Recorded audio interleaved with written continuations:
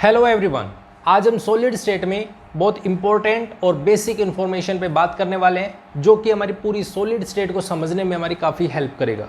ठीक है, सबसे पहली चीज़ तो हम बात करें सॉलिड स्टेट में हमें क्या पढ़ना है। हम जो भी पढ़ेंगे यहाँ पे वो सारे का सारा क्रिस्टलाइन सॉलिड के लिए पढ़ेंगे। अब सबसे बड़ा क्वेश्चन तो यही आ जाता है कि भाई हम क्रिस्टलाइन सॉलिड के लिए क्यों पढ़ेंगे। सॉलिड तो दो टाइप के थे, एक तो क्रिस्टलाइन सॉलिड था, एक अमोर्फस सॉलिड था। तो हम अमोर्फस के लिए क्यों नहीं पढ़ रहे हैं, क्रिस्टलाइन के लिए क्यों पढ़ते हैं। तो क्रिस्टलाइन सॉलिड के लिए हम इसलिए पढ़ते हैं क्योंकि क्रिस्टलाइन सॉलिड में जितना भी अरेंजमेंट होता है वो सारे का सारा रेगुलर अरेंजमेंट होता है। मतलब रेगुलर का मतलब ये हो गया कि भाई ए के बाद में बी आएगा, बी के बाद में ए आएगा, फिर बी आएगा, फिर ए आएगा। मतलब इस तरीके के पर्टिकुलर अरेंजमेंट बनेगा। ठीक है, ये बात होगी। चलो ठीक है, अब सबसे बड़ी बात ये आ जाती है कि जो भी रेगुलर होगा क्या होगा, वो अरेंजमेंट होगा। और वो किसका अरेंजमेंट होगा, तो वो बात होती है एटम्स का। भाई कोई भी कंपाउंड होगा, उस कंपाउंड की फॉर्मेशन किससे होती है, एटम से मिलके होती है। और वो एटम्स का अरेंजमेंट कैसे है, कैसे बने हुआ है वो कंपाउंड, तो वो एटम्स का एक पर्टिकुलर अरेंजमेंट होता है। और वो अरेंजमेंट कैसे है, क्योंकि मुझे कोई भी कंपाउंड देखना है, मैं कंपाउंड की बात नहीं कर रहा हूँ, मुझे कोई भी चीज़ देखता हूँ तो वो किस में देखता हूँ, हमेशा 3D में ही व्यू करता हूँ। उस चीज़ का मैं व्यू करता हूँ तो वो 3D में करता हूँ। अब 3D बना किससे, तो 3D को अगर मुझे समझना है तो मुझे उससे पहले 2D, क्योंकि 2D से ही 3D बना है। 2D में ही कुछ और ऐड हुआ होगा तभी तो 3D बना है। और 2D किससे बने, तो 2D भी 1D से मिलके बने। मतलब ये हो गया कि मुझे अगर 3D का अरेंजमेंट समझने है तो मुझे पहले 2D समझना पड़ेगा, और 2D को भी समझने से पहले मुझे 1D समझना पड़ेगा। और जैसे मेरे को 1D 2D आ जाएगा तो मैं बहुत आसानी से मैं 3D का जितना भी अरेंजमेंट होगा वो अरेंजमेंट समझ सकता हूँ। अब अरेंजमेंट भी कैसे है, एटम्स का अरेंजमेंट है। कोई शादी का कोई फंक्शन वाला अरेंजमेंट नहीं करने हैं कि भाई वहाँ पे टेंट लगा दो, वहाँ पे अरेंजमेंट कर दो, ये अरेंजमेंट नहीं। हमें तो एक पर्टिकुलर अरेंजमेंट देखने हैं, किस तरीके से फॉर्मेशन होती है उसे समझने की कोशिश करेंगे। ठीक है, तो हम सबसे पहले हम बात करें 1D के बारे में। देखो ध्यान से समझने, जितना भी हम पढ़ेंगे वो सारे का सारा इमेजिनेशन पे बेस्ड होगा। और मैं जितना भी इमेजिनेशन वाला पोर्शन है उसको मैं मॉडल्स के थ्रू आपको एक्सप्लेन करने की कोशिश करूँगा। तो ध्यान से समझने 1D में देखो, 1D का मतलब क्या हुआ, मेरे पास में कोई भी एक एटम है, मान लो सपोज करो कोई कंपाउंड है वो एटम से मिलके बना होगा, और वो एटम है, मान लेता हूँ ये मेरा कोई भी एटम है, और इस एटम के चारों तरफ, अब उस कंपाउंड में ऐसा नहीं है केवल एक ही एटम है, इस एटम के चारों तरफ बहुत सारे एटम्स पड़े हुए हैं, पहले फ्री पड़ा हुआ है। ठीक है, हम ये मान के चल रहे हैं। अब जैसे ये सॉलिड बनेगा, जैसे इसका अरेंजमेंट सॉलिड का होगा, तो सॉलिड बनती होगा क्या कि इसके चारों तरफ जितने भी एटम्स पड़े हुए हैं वो सारे के सारे क्या करेंगे, एक दूसरे के क्लोज आने की कोशिश करेंगे और एक अरेंजमेंट देने की कोशिश करेंगे। क्योंकि हम एक बात पढ़ रहे हैं, और वो क्या, क्रिस्टलाइन सॉलिड पढ़ रहे हैं। मतलब ये होगा कि हमारे पास कैसा पैटर्न बनेगा, एक एटम, उसके बाद दूसरा एटम, फिर तीसरा एटम, फिर चौथा एटम, फिर पांचवा एटम। मतलब इसी तरीके का एक सिमिलर पैटर्न बनेगा, और वो एक लाइन में बनेगा। क्योंकि हम क्या पढ़ रहे हैं, 1D पढ़ रहे हैं। किस तरीके का पैटर्न बनेगा उसको देखते हैं। देखो मान लो मेरे पास में ये था कोई भी एक एटम था, उसके साइड में मेरे पास दूसरा एटम आ गया, उसके साइड में मेरे पास तीसरा एटम आ गया, इसके भी साइड में चौथा एटम आएगा, फिर पांचवा आएगा, फिर छठा आएगा, और वो कुछ ऐसा पैटर्न बना लेंगे भाई। इस तरीके का एक सीरीज में एक अरेंजमेंट होगा, और वो रेगुलर होगा। बात क्लियर है, एक एटम के बाद दूसरा आ गया, दूसरे के बाद तीसरा आ गया, तीसरे के बाद चौथा आ गया, फिर पांचवा आ गया, फिर छठा आ गया। मतलब एक पर्टिकुलर एक सीरीज में अरेंजमेंट बनाएंगे।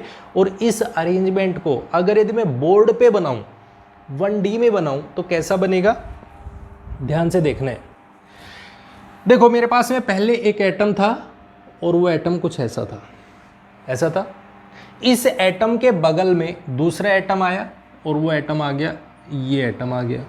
उसके बगल में तीसरा एटम आ गया, उसके बगल में चौथा एटम आ गया, उसके बगल में पांचवा एटम आ गया, उसके बगल में छठा एटम आ गया। ध्यान से समझना है अब, क्योंकि यहाँ से जो जो चीज़ें आएंगी वो बार बार रिपीट होंगी। जो टर्म्स हम यहाँ पे यूज़ करेंगे वो बार बार पूरी सॉलिड स्टेट में यूज़ होंगी। तो ध्यान से समझना है। अब मुझे सबसे पहली चीज़ जो इसको देख के मुझे समझ में आ रही है वो ये समझ में आ रही है कि यहाँ पे जो अरेंजमेंट बन रहा है किसके रिपीट होने से बन रहा है। भाई ये जो अरेंजमेंट बना है ये किसके रिपीट होने से बना है, तो मैं कहूँगा एटम के रिपीट होने से। भाई एक एटम के रिपीट होने से, जैसे मान लो सपोज करो मेरे को घर बनाना है, मुझे पूछना है कि ये घर किससे मिलके बना है, इसकी कोई बेसिक यूनिट है क्या, तो आप क्या कहोगे, उसकी ईंट है। भाई एक ईंट, उसके बाद दूसरी ईंट, फिर तीसरी ईंट, उसका एक पर्टिकुलर अरेंजमेंट बना है। बात क्लियर है। तो यहाँ पे अगर मैं बात करूँ तो ये जो अरेंजमेंट था, ये जो अरेंजमेंट है एटम्स का अरेंजमेंट है, ये किससे मिलके बना है। भाई एक एटम आया, इसके बगल में दूसरा एटम आया, उसके बाद में तीसरा एटम आया। मतलब क्या है, एक एटम, ये वाला जो एटम है, भाई ये मान लो कोई भी सपोज करो ये वाला एटम है, कोई कहे नहीं मैं तो ये बेसिक नहीं मानूंगा, मैं तो दो एटम्स का अरेंजमेंट लूँगा, ले सकते हो। तो मतलब ये है जो कोई भी बेसिक यूनिट, जो कोई भी बेसिक पार्ट जिसके रिपीट होने से वो एक लंबा अरेंजमेंट बनाता है, जो एक पर्टिकुलर अरेंजमेंट बनते हैं, उसको हम बोलते हैं यूनिट सेल। सबसे पहली चीज़ तो हमारे पास में निकल के आती है यूनिट सेल क्या होती है। तो यूनिट सेल का मतलब होता है कि मेरे पास में जो भी अरेंजमेंट होगा वो अरेंजमेंट किसका होगा, किसी भी एक स्मॉलेस्ट पार्ट के रिपीट होने से। जो भी छोटे से छोटा पार्ट हो सकता है जिसको हम मान सकते हैं भाई एक कोई भी सेल, जो मेरे पास में ये अरेंजमेंट बना है इसमें कितने सारी यूनिट सेल हो सकती हैं, तो मैं कहूँगा infinite number of unit cell हो सकती है। अब कहोगे ये इनफाइनाइट कैसे हुआ जी, तो देखो सबसे पहली चीज़ तो ये आती है, कोई ज़रूरी नहीं है कुछ कहेंगे भाई मैं तो एक एटम को ही मान लूँ, आप एक एटम को ले सकते हो भाई एक एटम के रिपीट होने से बने, चलो ठीक है। नहीं मैं तो नहीं मान रहा हूँ, मैं कह दूँ नहीं भाई मेरे पास में तो मैं दो दो एटम्स का अरेंजमेंट लूँगा, तो आप कह दोगे कि ये दो एटम्स का अरेंजमेंट ले लिया, ठीक है। अब देखो ये दो एटम्स रिपीट हुए, दो एटम रिपीट हुए, दो एटम रिपीट हुए, आप इससे भी ले सकते हो। कोई कहेगा मैं तो तीन तीन एटम्स का अरेंजमेंट लूँ, भाई तीन एटम बेसिक पार्ट है, ये तीन एटम्स का एक अरेंजमेंट, तीन तीन एटम्स का एक अरेंजमेंट आया है, तो ये भी उसका हो सकता है। तो मतलब एक अरेंजमेंट बना है, लेकिन वो किससे रिपीट होके बने, तो जिसको भी रिपीटेड यूनिट होती है, रिपीट होने वाली जो यूनिट्स होंगी उसको हम बोलते हैं यूनिट सेल। पहली बात क्लियर हो गई। दूसरी बात, यूनिट सेल होती है दो टाइप्स की, ध्यान से समझना है, ध्यान से, क्योंकि इसी के बेसिस पे हम बहुत आराम से समझ सकते हैं कि आगे जो जो पार्ट आएंगे वो किस तरीके से फॉर्मेशन होती है। यूनिट सेल दो टाइप की, पहली प्रीमिटिव यूनिट सेल और दूसरी non primitive unit cell. Non primitive,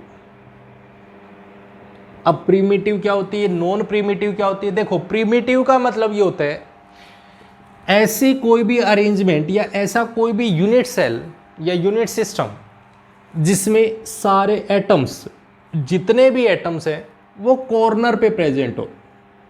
अब आप पूछोगे ये कॉर्नर का क्या अरेंजमेंट होगा, कॉर्नर पे किस तरीके का अरेंजमेंट होगा। तो देखो जैसे मान लो सपोज करो अब मेरे पास में ये जो एटम बने हैं, ये जो अरेंजमेंट बने, ये वाला जो अरेंजमेंट बना है ये कैसा है, कैसा है, तो मैं कहूँ भाई यहाँ पे ये जो एटम है ये क्या कॉर्नर पे है, तो कॉर्नर कैसा होता, कॉर्नर पे तो जब होता जब मेरे पास एटम यहाँ होता, एटम यहाँ होता, एटम यहाँ होता, एटम यहाँ होता। क्या ये कॉर्नर्स हैं। अब यहाँ पे कोई कॉर्नर बन रहा है क्या, यहाँ पे तो जो अरेंजमेंट बना है वो कॉर्नर पे नहीं, वो तो एटम बीचों बीच है, कॉर्नर पे तो है ही नहीं। बात क्लियर है, यहाँ पे कोई कॉर्नर पे थोड़ी है, ये है कॉर्नर पे। तो हम कहेंगे क्या ये प्रीमिटिव है, तो हम पहली बात कहेंगे कि भाई ये वाला जो यूनिट यहाँ पे बना हुआ है ये प्रीमिटिव नहीं है, प्रीमिटिव नहीं है। चलो ठीक है, तो ये वाला ऐसे, अगर यदि कोई ऐसा अरेंजमेंट जिसमें सारे के सारे एटम्स कॉर्नर पे प्रेजेंट होंगे तो उस यूनिट सेल को हम बोलते हैं प्रीमिटिव यूनिट सेल, ठीक है। दूसरे स्टेटमेंट के non primitive unit cell. Non primitive क्या होगा, तो नॉन प्रीमिटिव वो होगा कि जिसमें एटम्स कॉर्नर पे भी होंगे प्लस अदर साइड्स पे भी हो सकते हैं, अदर साइड्स पे भी हो सकते हैं। भाई वो मे बी बीच में भी हो सकते हैं, वो अलग साइड में भी हो सकते हैं, वो इस तरीके का कोई भी अरेंजमेंट होगा जहाँ पे वो एटम्स, जैसे अब ये बीच में तो है लेकिन इसमें कॉर्नर पे एटम्स नहीं है, तो ना तो ये प्रीमिटिव है और ना ही ये नॉन प्रिमिटिव है, मतलब ये कुछ भी अरेंजमेंट नहीं है। हम नहीं कह सकते ये कोई भी एक यूनिट सेल जरूर है, लेकिन ना तो ये प्रिमिटिव है ना ये नॉन प्रिमिटिव है। बात क्लियर है? तो 1D में कोई भी प्रिमिटिव और नॉन प्रिमिटिव नहीं होता है। आप कह दो कि 2 का अरेंजमेंट ले लो, 2 का अरेंजमेंट ले लो। क्या यहाँ पे मेरे पास में कॉर्नर पे एटम्स हैं? नहीं है। कॉर्नर पे कहाँ है? कॉर्नर में तो अरेंजमेंट ही नहीं है। एटम्स कहाँ हैं? बीच में रखे हुए हैं। तो हम कहेंगे ये कोई भी अरेंजमेंट नहीं देता है, ना तो प्रिमिटिव ना नॉन प्रिमिटिव। बात क्लियर है? पहली डेफिनेशन क्लियर हो गई। क्योंकि मेरे पास में बार बार रिपीट होंगी, जब हम 2D में पढ़ेंगे तो भी ये रिपीट होंगी, 3D में पढ़ेंगे तो भी ये रिपीट होने वाली टर्म्स है। अब इसके बाद अगर यदि हम चलें नेक्स्ट टर्मिनोलॉजी पे, अगर यदि मैंने यहाँ पे एटम्स को देखा तो एटम्स में देखा कि क्या मेरे पास में एक एटम है, दूसरा एटम है, तीसरा एटम है, क्या इनके बीच में कोई खाली स्पेस रह रहा है क्या? देखो खाली स्पेस है क्या? कहीं भी खाली स्पेस नहीं है। यहाँ पे ये इससे जुड़ गया, इसके बाद ये इससे जुड़ गया, बीच में जो स्पेस था वो ऑक्यूपाइड है। बात क्लियर है? अब आप कहोगे कि ये वाला खाली पड़ा है, भाई ये तो 2D में आके अरेंजमेंट होगा। अगर यदि मेरे पास में यही अरेंजमेंट एक सीधा होता तो क्या होगा? इसके बाद तीसरा एटम, चौथा एटम, पांचवा एटम, छठा एटम, इस तरीके का अरेंजमेंट होगा। तो इसके बीच में क्या कोई भी खाली स्पेस है? तो हम कहेंगे इसके बीच में कोई भी खाली स्पेस नहीं है। नहीं है और नहीं है तो हम इसको बोलते हैं, अगर यदि यहाँ पे कोई खाली स्पेस होता एटम्स के बीच में, भाई मान लो मेरे पास एक एटम ये है, दूसरा एटम यहाँ होता, अब इन दोनों के बीच में ये खाली स्पेस पड़ा हुआ है। अगर ऐसा कोई भी खाली स्पेस होता तो हम उसको बोलते हैं वॉइड। जो भी खाली स्पेस होता है उसको हम वॉइड्स का नाम दे देते हैं। बात क्लियर है? क्या इसमें कोई भी खाली स्पेस है? तो हम कहेंगे यहाँ पे कोई भी खाली स्पेस नहीं है, मतलब यहाँ पे कोई वॉइड नहीं है, कोई वॉइड नहीं है। क्लियर हो गई बात? बात क्लियर हो गई। चलो तीसरी बात पे आते हैं। एक होता है कोऑर्डिनेशन नंबर। जैसे मान लो सपोज करो आप जाने लग रहे हो कहीं भी, मार्केट में घूमने लग रहे हो। अब मार्केट में आपसे जैसे आपको सभी के सभी कोई ना कोई इधर से टच हो रहा है, कोई इधर से टच हो रहा है, इधर से टच हो रहा है, मतलब टच होके सभी जा रहे हैं। आपके चारों तरफ अगल बगल में बहुत सारे लोग हैं, लेकिन आपको टच कितने लोग कर रहे हैं वो सबसे बड़ी बात होती है। जितने लोग आपको टच कर रहे हैं वही आपका कोऑर्डिनेशन नंबर होगा। जैसे आपको यहाँ पे पूछा जाए, इस अरेंजमेंट में पूछ लिया जाए कि कोऑर्डिनेशन नंबर यहाँ पे क्या है, तो सबसे पहले बात तो यही पूछोगे भाई किसका कोऑर्डिनेशन नंबर। तो जब भी मुझे किसी भी एटम में या किसी भी अरेंजमेंट में कोऑर्डिनेशन नंबर को समझना है तो मुझे एक चीज़ ध्यान देनी है, उसमें मैं किसी भी एक बीच वाले एटम को उठाऊंगा, किसी भी एक बीच वाले एटम को उठाऊंगा और उस एटम के चारों तरफ कितने एटम्स हैं, तो वो तो बहुत सारे हैं भाई। इस एटम के चारों तरफ तो बहुत सारे एटम्स होंगे, ये भी है, ये भी है, इधर भी अरेंजमेंट है, उधर भी अरेंजमेंट है, लेकिन कितने एटम्स इसको टच कर रहे हैं वही उसका कोऑर्डिनेशन नंबर होगा। कितने टच कर रहे हैं इसको? इधर से तो ये टच कर रहे हैं, इधर से ये टच कर रहे हैं, मतलब इसके टच होने वाले कितने एटम्स हैं? तो 2। एक तो ये हो गया और एक ये हो गया। मतलब इस एटम के लिए मतलब ये है कि जो बीच में होने वाला, बीच में कोई भी एटम होगा, ये वाला, इस एटम को टच करने वाला इधर वाला एटम, इधर वाला एटम, तो इसका कोऑर्डिनेशन नंबर कितना होगा? तो कोऑर्डिनेशन नंबर हो जाएगा 2। इसका कोऑर्डिनेशन नंबर हो गया 2। बात क्लियर हो गई? तो कोऑर्डिनेशन नंबर 2 है। अगर किसी ने मान लो बाई चांस आपसे पूछ लिया कॉर्नर मोस्ट एटम के लिए बताओ इसका कोऑर्डिनेशन नंबर कितने है, तो आप कहोगे इसका कोऑर्डिनेशन नंबर, क्या इधर कोई टच हो रहा है? इधर कोई एटम है क्या? इधर तो कोई भी नहीं है। टच कौन सा हो रहा है? ये वाला, केवल एक एटम टच हो रहा है, ये नहीं है। ये एटम तो इससे टच है, इससे कौन सा टच है? तो ये वाला। बात क्लियर है? तो इसका जो भी कोऑर्डिनेशन नंबर होगा, कौन से का, चाहे इसका ले लो और चाहे इसका ले लो, हमारे पास दोनों एटम्स का कोऑर्डिनेशन नंबर 1 है। ध्यान देना इस बात का। अगर यदि किसी ने आपसे पूछ लिया भाई कॉर्नर मोस्ट एटम का बताओ, तो कॉर्नर मोस्ट एटम का कौन सा होगा? इसके लिए तो 1 और इसके लिए 2। बात क्लियर है? तो हमें ये चीज़ें समझनी है। हमने यहाँ पे 3 टर्म्स देखी, कौन कौन सी? पहली हमने समझी यूनिट सेल, दूसरी हमने समझी क्या चीज़? वॉइड, और तीसरी हमने समझी कोऑर्डिनेशन नंबर। बहुत इंपॉर्टेंट टर्म्स है जो हमें बार बार चैप्टर में रिपीट होती हुई दिखाई देंगी और उन्हें ध्यान से समझना है। क्लियर है? अब मैं यहाँ पे 1D से 2D को एक्सप्लेन करने चलूँ तो किस तरीके का अरेंजमेंट होगा। भाई 1D था तो उसमें अब हमें 2D में जाना है, तो कैसे अरेंजमेंट होगा। 1D है, उसके बाद दूसरी लेयर आएगी किस तरीके की, वो इस तरीके से समझने की कोशिश करना। मान लो मेरे पास में ये 1D की कोई लेयर है और इस लेयर के बाद मेरे पास में अगर यदि इसी तरीके की कोई अरेंजमेंट आती है जो इससे आगे जाएगी तो ये तो 1D अरेंजमेंट हो गया। भाई ये लॉन्गर टर्म कितनी भी जा सकती है तो ये 1D अरेंजमेंट हो गया। लेकिन अगर यदि इसी के नीचे जो मेरी ये 1D का अरेंजमेंट है, इसके नीचे कहाँ पे, भाई इसके नीचे यहाँ पे आ जाए, या तो ये अरेंजमेंट हो सकता है। भाई मेरे पास ये जो लेयर है, नीचे से कोई भी लेयर आ रही है या ऊपर से कोई भी लेयर आ रही है तो उसके पास में, क्योंकि इसको जब 2D अरेंजमेंट बनाना है तो क्या होगा, इस लेयर के नीचे दो पॉसिबिलिटीज़ हैं। कौन कौन सी, या तो वो लेयर इस तरीके से आ जाए, इसके बिल्कुल जस्ट नीचे, एक एटम के बाद दूसरा एटम, दूसरे एटम के बाद जस्ट तीसरा एटम नीचे, इस तरीके से आ जाए, या फिर इससे अलग एक और अरेंजमेंट हो सकता है। और वो क्या हो सकता है, वो अरेंजमेंट यहाँ पे जो ये स्पेस बना हुआ है, ये वाली जो जगह है, इनके बीच में आ जाए। भाई एक एटम, उसके बाद में दूसरा एटम यहाँ पे, तीसरा एटम यहाँ पे, इस तरीके से। मतलब मेरे पास में दो तरीके का अरेंजमेंट बन सकते हैं। किसमें, 2D में। जब हम 1D में थे तो हमारे पास में एक सिंपल तरीके का फॉर्मेट था जिसमें एक लाइन में जुड़े हुए थे।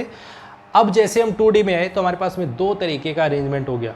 क्या, पहला तो ये कि वो इस तरीके से हो सकते हैं एक दूसरे के साथ में अरेंज, और दूसरा अरेंजमेंट ये हो गया भाई इस तरीके से। बात क्लियर है? तो हम इसी चीज़ को समझाते हैं। मैंने इसी तरीके का एक अरेंजमेंट बनाया, जब एक एटम के बाद में दूसरा जस्ट नीचे, दूसरा जस्ट नीचे, जस्ट नीचे, जस्ट नीचे, इस तरीके से। बात क्लियर है? ये हो गया, ठीक है। अब इन्हें समझने की कोशिश करते हैं। सबसे पहली चीज़ मेरे पास यहाँ पे देखो एक अरेंजमेंट यहाँ पे जो दिख रहा है मुझे, जो पहली लेयर है, इस लेयर के जस्ट नीचे ये लेयर आई। अब मेरे को यहाँ पे एक चीज़ दिखी, और वो क्या दिखी, यहाँ पे ये वाला देखो स्पेस, ये स्पेस मैं जिसको डार्क कर रहा हूँ इसको ध्यान से देखना है, ये वाला स्पेस। भाई ये खाली है या भरा हुआ है, इसमें कोई भी एटम नहीं है, मतलब ये वैकेंट स्पेस पड़ा हुआ है इसके पास। और जब ये वैकेंट स्पेस पड़ा हुआ है तो मैंने अभी इससे पहले एक टर्म समझाई आपको, क्या, यूनिट सेल, वॉइड और कोऑर्डिनेशन नंबर। खाली स्पेस होगा तो उसको हम क्या बोलते हैं, वॉइड बोलते हैं। इसका मतलब ये हो गया कि जब हम 2D के बीच में जाए, 2D अरेंजमेंट में जाएंगे, और एटम टू एटम के नीचे, जब एक एटम के नीचे दूसरा एटम, दूसरे एटम के नीचे तीसरा एटम आएगा, तो मेरे पास में वहाँ पे एक वॉइड टाइप का वॉइड मिलेगी। और वो वॉइड कैसी होगी, देखो वो स्क्वायर टाइप की वॉइड है, एक स्क्वायर टाइप की वॉइड है। और स्क्वायर टाइप की वॉइड है तो हम इसको, जो अरेंजमेंट होता है ये स्क्वायर टाइप वॉइड होती है, स्क्वायर प्लेनर वॉइड होती है। बात क्लियर है? पहली वॉइड हमें समझ में आ गई। इसमें देखो हर जगह पे आपको ऐसी ही वॉइड दिखेगी, ये वॉइड रही, ये रही, ये रही, ये रही, इस तरीके से खाली स्पेस पड़ा हुआ है। ये कोई काम का नहीं है, ये कोई काम का नहीं है। बात क्लियर हो गई? वहीं दूसरी तरफ इसका अरेंजमेंट और देखें, दूसरी तरफ का अरेंजमेंट देखते। जब मेरे पास में फर्स्ट लेयर थी जो 1D का अरेंजमेंट था, उसके नीचे जो उसमें स्पेस था वहाँ पे अरेंजमेंट आएगा, तो वो कैसा अरेंजमेंट होगा, वो वॉइड होगी। देखो यहाँ पे स्पेस होगा, ये वाला, ध्यान से समझना इस चीज़ को, ये वाला। अब ये किस टाइप का है, देखो यहाँ पे क्या बन रहा है, ट्राइंगल बन रही है, ट्राइंगल बन रही है, देखो इस तरीके से। और ट्राइंगल बन रही है तो हम इसको क्या बोलेंगे कि मेरे पास में ट्राइंगुलर वॉइड है, ट्राइंगुलर वॉइड। खाली स्पेस है तो इसको बोलते हैं ट्राइंगुलर वॉइड। बात क्लियर हो गई? समझ में आई इस बात को? देखो किस तरीके से ये अरेंजमेंट है। हमारे पास में ये दो एटम्स थे, एक लेयर ये थी, एक लेयर ये थी। ध्यान से समझना अब इस चीज़ को। अगर मेरे पास में यहाँ पे ये जो अरेंजमेंट है, एटम एक दूसरे के नीचे आ रहे हैं, तो यहाँ पे ये वाला जो खाली स्पेस है ये कोई काम का नहीं है हमारा, ये वाला खाली स्पेस है, तो इसको हमने बोल दिया वॉइड। पहला अरेंजमेंट तो ये था जिसमें हमारे पास में कैसी वॉइड बन रही है, देखो 4, इसमें स्क्वायर टाइप की वॉइड बन रही है, स्क्वायर वॉइड बन रही है। अगर मैं यहाँ पे दूसरा अरेंजमेंट देखूँ, एक एटम के बाद दूसरा एटम ये इस तरीके से आया है, तो यहाँ पे कैसा वॉइड बनी है, यहाँ पे वॉइड बनी है ये वाली। कौन सी, देखो यहाँ पे टच हो रही है एक दूसरे को और ये टच हो रहे हैं, तो यहाँ पे ये वॉइड बनी ये वाली। देखो ध्यान से, मैं इसको इस तरीके से होल्ड करता हूँ, यहाँ पे ये वॉइड, ये वाला जो स्पेस बना है ये कैसा बना है, ट्राइंगुलर टाइप का वॉइड। कैसा अरेंजमेंट है भाई, 2 एटम ऊपर और एक नीचे, 2 एटम ऊपर एक नीचे, इस तरीके का है। और जब हम इसमें देख रहे हैं तो इसमें स्क्वायर टाइप का है भाई, 2 एटम्स फिर उसके बाद में 2 नीचे, जस्ट नीचे। किस तरीके से, मैं इसको दूसरे टर्म में दिखाने की कोशिश करूंगा, इस तरीके से। यहां पे जो वॉइड बनी हुई है, ये वॉइड बनी है 2 एटम्स फिर उसके बाद में जस्ट नीचे 2 एटम, और ट्रायंगुलर वॉइड है वो कुछ इस टाइप की है, जहां पे 1 एटम फिर उसके नीचे 2 एटम, 1 एटम फिर उसके नीचे 2 एटम। और इधर जब हम देखते हैं तो हमारे पास में क्या हो रहा है, 2 एटम्स फिर उसके नीचे जस्ट 2 एटम्स। बात क्लियर है। तो ये कैसी वॉइड है, ये है स्क्वायर प्लेनर टाइप की वॉइड, और ये ट्रायंगुलर टाइप की वॉइड। तो हम यहाँ पे क्या लिखेंगे, यहाँ पे ट्रायंगुलर टाइप की वॉइड और स्क्वायर प्लेनर टाइप की वॉइड। बात क्लियर हो गई, पहली चीज़ क्लियर होगी। अब एक चीज़ ध्यान से देखनी है, और वो क्या, वो ये कि इस वॉइड को बनाने के लिए जो मेरे पास में ये जो वॉइड बनी हुई है, इसको बनाने के लिए कितने एटम्स आ रहे हैं, कितने एटम्स यूज हुए हैं, तो हम कहेंगे 4 एटम। पहला एटम ये रहा, दूसरा एटम ये रहा, तीसरा एटम ये रहा, और चौथा एटम ये रहा। 4 एटम हो गए, मतलब 4 एटम्स का अरेंजमेंट मुझे स्क्वायर प्लेनर टाइप की वॉइड देगा। तो मतलब ये हो गया कि मेरे पास जो ये वॉइड है, इस वॉइड में 1 2 3 और 4, ये चारों एटम्स मिलके मुझे एक वॉइड दे रहे हैं। मतलब ये है कि मेरे पास में स्क्वायर वॉइड आएगी तो उसमें कितने एटम्स यूज होंगे, तो उसमें स्क्वायर में वॉइड में 4 एटम्स यूज हो रहे हैं, 4 एटम्स यूज हो रहे हैं। वही दूसरी तरफ ट्रायंगुलर वॉइड की बात करते हैं, तो ट्रायंगुलर वॉइड में कितने एटम्स यूज हो रहे हैं, कितने एटम्स यूज हो रहे हैं, ध्यान से देखो, 1 एटम, दूसरा एटम, तीसरा एटम, तो कितने एटम्स हुए, 3 एटम्स। तो ट्रायंगुलर वॉइड को बनाने वाले कितने एटम्स हैं, 3 एटम्स हैं। कौन कौन से, पहला, दूसरा और तीसरा। यही तो ट्रायंगुलर वॉइड बन रही है, ये वाली ट्रायंगुलर वॉइड बनी, यहाँ पे ये स्क्वायर प्लेनर वॉइड बनी। बात क्लियर हो गई। तो 2D अरेंजमेंट में हमारे पास में 2 टाइप की वॉइड मिलती है। कौन कौन सी, पहली तो मिलती है स्क्वायर प्लेनर और दूसरी मिलती है ट्रायंगुलर वॉइड। क्लियर हो गई, इतनी बात समझ में आ गई। अब हम इसी चीज़ में समझने की कोशिश करते हैं दूसरा सिस्टम, जिसको हम कहते हैं कोऑर्डिनेशन नंबर। Coordination number. अब कोऑर्डिनेशन नंबर क्या होगा, देखो ध्यान से, कोऑर्डिनेशन नंबर निकालना है तो मुझे क्या करना पड़ेगा, बीच में, जैसे मान लो सपोज करो आप कहीं जा रहे हो तो आपके चारों तरफ में कौन कौन है, कितने लोग हैं, अरे कितने लोग हैं, बहुत सारे लोग हैं। यहाँ पे भी देखो, मुझे कोऑर्डिनेशन नंबर निकालना है तो मुझे कोई भी एक बीच का एटम पकड़ना पड़ेगा। कोई बीच में अरेंजमेंट में कोई भी एक एटम ऐसा उठाऊं जो कि इस वॉइड को बना रहे हैं, ठीक है। तो मेरे पास में देखो, कोई भी एक एटम उठा लेता हूँ बीच में, मेरे पास में ये एटम मान लिया, ध्यान देना इस बात को, ये वाला जो एटम है, इस एटम के चारों तरफ कितने एटम्स हैं, तो बहुत सारे हैं। देखो ध्यान से, मैं इसको इधर से एक्सप्लेन करता हूँ, ऐसे समझना इस चीज़ को।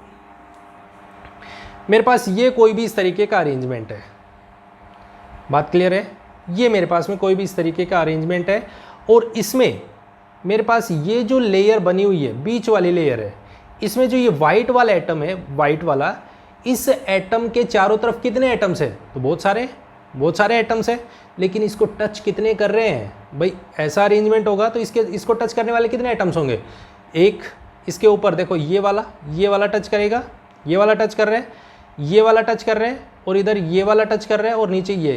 तो मेरे पास में 4 एटम्स टच कर रहे हैं। इसको वाइट वाले को कितने एटम्स टच कर रहे हैं, 1 2, इधर तीसरा और नीचे चौथा, ये चारों टच कर रहे हैं।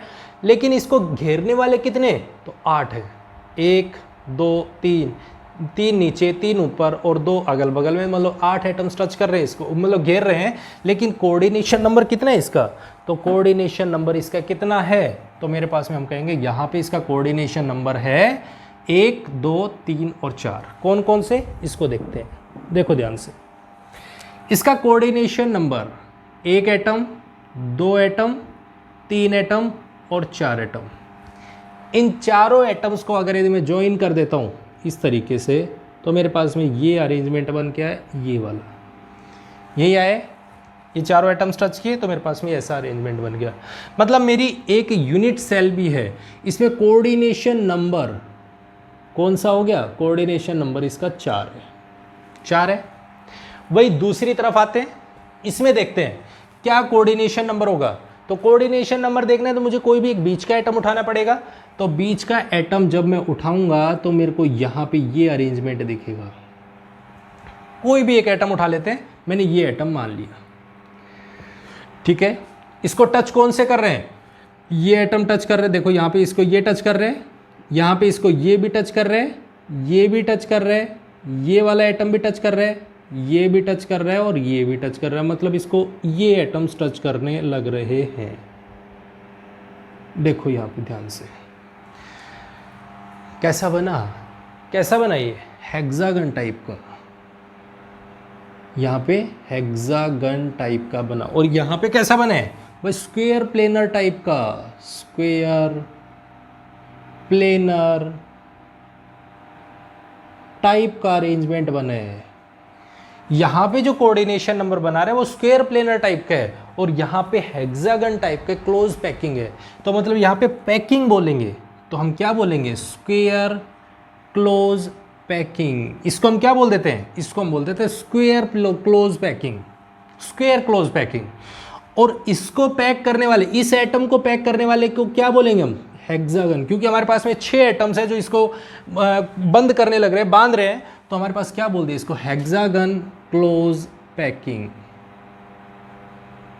बात समझ में आ गई, हेक्सागन क्लोज पैकिंग समझ में आ गया कि यहाँ पे स्क्वायर क्लोज पैकिंग क्या है, हेक्सागन क्लोज पैकिंग क्या है, HCP, HCP। बात क्लियर है। अब एक चीज ध्यान दीजिए, अगर यदि किसी ने हमसे पूछा कि भाई मेरे पास में ये एक लेयर है, इसके नीचे जस्ट ऐसी ही लेयर, भाई सिमिलर टाइप के एटम्स है, मान लो मेरे पास में ये एटम है ए टाइप का एटम है, ए टाइप इस तरीके का, तो वो इस तरीके का अरेंजमेंट दे रहे हैं। अगर मेरे पास में जस्ट इसी के सिमिलर टाइप का अरेंजमेंट और नीचे आ रहा है तो मैं इसको अगर यदि ए टाइप से बोल रहा हूँ, ये ए टाइप के एटम्स है, ए टाइप के एटम्स है, इसी के नीचे दूसरा एक और सीरीज आई, ये भी सिमिलर टाइप का है, क्योंकि भाई सिमिलर टाइप का है तभी तो इसके जस्ट नीचे आ रहा है, तो मेरे पास ये भी ए टाइप का है।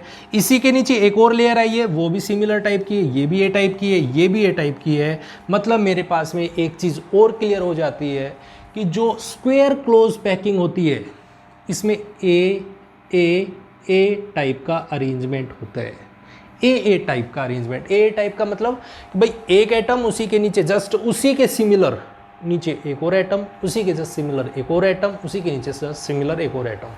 बात क्लियर हो गई। तो इसमें हमारे पास में ए टाइप का अरेंजमेंट होता है। क्लियर हो गई बात। चलो इसमें देखिए हम ट्रायंगुलर वॉइड जो बन रही है इसमें किस टाइप का अरेंजमेंट होता है। यहाँ पे कैसा अरेंजमेंट होगा भाई, यहाँ पे ए टाइप की तो अरेंजमेंट ऊपर है, ए टाइप का अरेंजमेंट ऊपर है, लेकिन दूसरा जो अरेंजमेंट आएगा, दूसरा जो एटम आ रहा है वो कहाँ पे आ रहा है, उसके बीच वाले स्पेस में आ रहे हैं, बीच वाले स्पेस में आ रहा है। तो मतलब ये एक अलग लेयर है, दूसरी लेयर अलग है, तो मतलब हम इसको क्या बोल रहे हैं, ए लेयर। ये कौन सी है, बी लेयर। अब तीसरी लेयर देखो, ए वाली लेयर के जस्ट नीचे, ए वाली लेयर के जस्ट नीचे लेयर आ रही है, तो हम इसको क्या बोलेंगे, ए लेयर। और इसके नीचे कौन सी लेयर आ रही है, बी टाइप की, तो हम कैसा बोल देंगे इसको, बी टाइप की लेयर। मतलब ये हो गया हेक्सागन क्लोज पैकिंग में किस टाइप की लेयर आएगी, तो वो आएगी A B and so on type की लेयर आएगी, ए बी टाइप की लेयर आएगी। बात क्लियर है। यहाँ पे ट्राइगोनल वॉइड को बनाने वाले एटम्स कितने, 3, लेकिन हेक्सागन क्लोज पैकिंग होने के लिए कोऑर्डिनेशन नंबर कितना है इसका, तो हम कहेंगे इसका कोऑर्डिनेशन नंबर 6 है और इसका कोऑर्डिनेशन नंबर 4 है। दोनों में डिफरेंस ध्यान रखना है, दोनों का डिफरेंस ध्यान देना है इस बात का।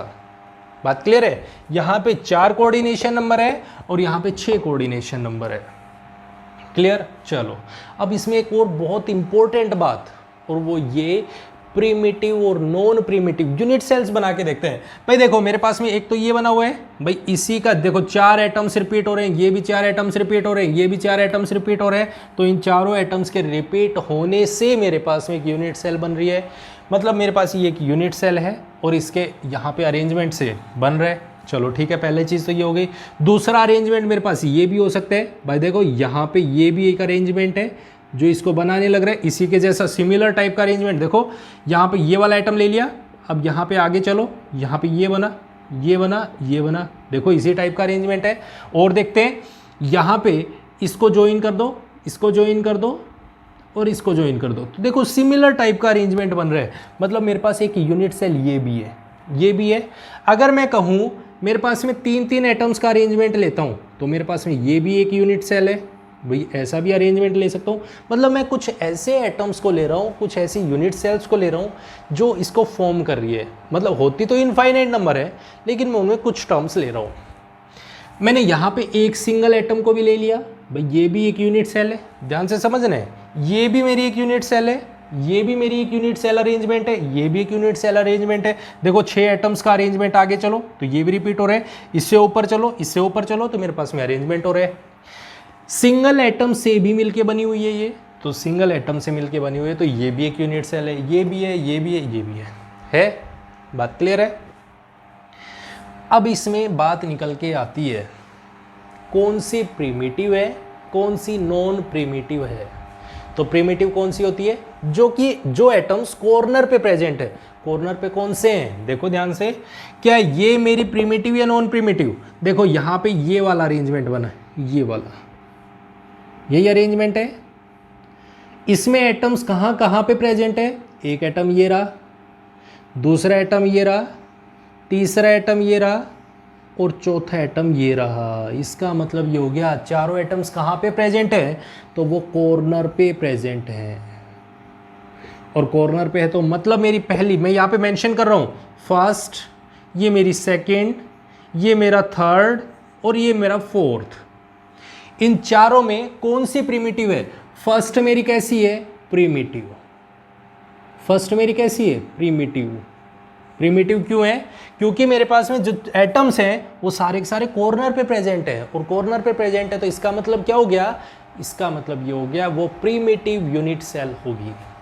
पहली बात क्लियर होगी। दूसरे में चलते हैं। यहाँ पे मेरे पास सेकंड, जो सेकंड है वो अरेंजमेंट कैसा है? वो अरेंजमेंट है यहाँ पे ये रहा, ये रहा, ये है और ये है। यहाँ पे इसके कॉर्नर ये रहे, एक कॉर्नर ये रहा, इसका दूसरा कॉर्नर ये रहा, तीसरा कॉर्नर ये रहा और चौथा कॉर्नर ये रहा। इसका मतलब चारों के चारों कहाँ है? कॉर्नर पे प्रेजेंट है। पहली चीज़ तो क्लियर है, कॉर्नर पे। लेकिन इसमें एक चीज़ और ध्यान दीजिए, बीच में एक एटम और बैठा हुआ है, ये बैठा। इसका मतलब ये हो गया कि मेरे पास दोनों टाइप के अरेंजमेंट है। कॉर्नर पे भी एटम प्रेजेंट है और साथ में कहाँ पे प्रेजेंट है? साथ में कहाँ प्रेजेंट है? बीच में भी प्रेजेंट है, उसके लेटिस में भी प्रेजेंट है। तो इसका मतलब ये हो गया ये नॉन प्रिमिटिव टाइप की अरेंजमेंट है। यूनिट सेल है वो कैसी है? Non primitive. बात क्लियर हो गई? Second non primitive. थर्ड पे चलते हैं। थर्ड में कहाँ है भाई? थर्ड ये रही, यहाँ पे। ये कैसी है? कैसी है? आप देखो भाई, ये कॉर्नर बिल्कुल कॉर्नर, ये कॉर्नर बिल्कुल कॉर्नर, ये भी कॉर्नर और ये भी कॉर्नर, चारों कॉर्नर पे है। लेकिन एक चीज़ यहाँ पे कैसा है? बीच में रखा हुआ है। ये कॉर्नर नहीं है, ये कॉर्नर नहीं है, ये बीच में अरेंजमेंट है। और बीच में, तो इसका मतलब क्या हो गया? Third, that is non primitive. Non primitive. बात क्लियर हो गई? बात क्लियर हो गई। उसके बाद चलते हैं, नेक्स्ट पे चलते हैं। मेरे पास यहाँ पे इस अरेंजमेंट में क्या है? ये अरेंजमेंट कैसे है? प्रिमिटिव या नॉन प्रिमिटिव? तो हम कहेंगे ये कुछ भी नहीं है। भाई देखो, कुछ भी नहीं है, ना तो ये प्रिमिटिव है ना ये नॉन प्रिमिटिव है, क्योंकि हम पीछे डिस्कस कर चुके हैं, 1D में डिस्कस किया हमने इसको। ना तो इसमें कॉर्नर पे एटम प्रेजेंट है और ना ही इसमें, मतलब कॉर्नर पे प्रेजेंट होना ही होना चाहिए, कॉर्नर पे प्रेजेंट नहीं है तो मतलब ये किसी टाइप का अरेंजमेंट नहीं है। बात क्लियर हो गई? पहली चीज़ क्लियर हो गई? एकदम क्लियर है? पक्का क्लियर है? तो हम इस तरीके से अरेंजमेंट देखते हैं, यूनिट सेल्स को डिफाइन करते हैं। अब यहाँ पे एक सबसे बड़ी बात आती है कि पैकिंग एफिशिएंसी, वो हम आगे चल के डिस्कस करेंगे। धीरे धीरे हम इन सभी को समझते हुए चलेंगे और सभी को ही हम पढ़ते चलेंगे। बात क्लियर हो गई है? पहले इन अरेंजमेंट्स को ध्यान से देखिएगा, ध्यान से समझिएगा, उसके बाद ही हम आगे चलेंगे, क्योंकि हमारे पास में 3D में पहुंचने हैं, 3D को समझने हैं, तो 3D अरेंजमेंट हमेशा 2D से ही आएगा। अगर यदि हमें 2D समझ में आ गया, अच्छे से समझ में आ गया, तो हम बहुत अच्छे से 3D को समझ सकते हैं और 3D को एक्सप्लेन कर सकते हैं। तो पहले इसको यहाँ तक पढ़िए और समझने की कोशिश कीजिए। उसके बाद हम नेक्स्ट वीडियो में इनको और आगे डिस्कस करेंगे। इनकी पैकिंग एफिशिएंसीज क्या होती है, किस तरीके से कैलकुलेट करते हैं, उनके बारे में भी डिस्कस करेंगे। बात क्लियर हो गई? तो पहले इन तीनों टर्म्स के बारे में अच्छे से समझना, अच्छे से पढ़ना है। आई होप आपको ये लेक्चर पसंद आया होगा। अगर पसंद आया है तो इसे लाइक, कमेंट और शेयर जरूर करें, और साथ में अगर चैनल को अभी तक सब्सक्राइब नहीं किया तो प्लीज़ चैनल को सब्सक्राइब जरूर करें। Thank you very much and have a nice day.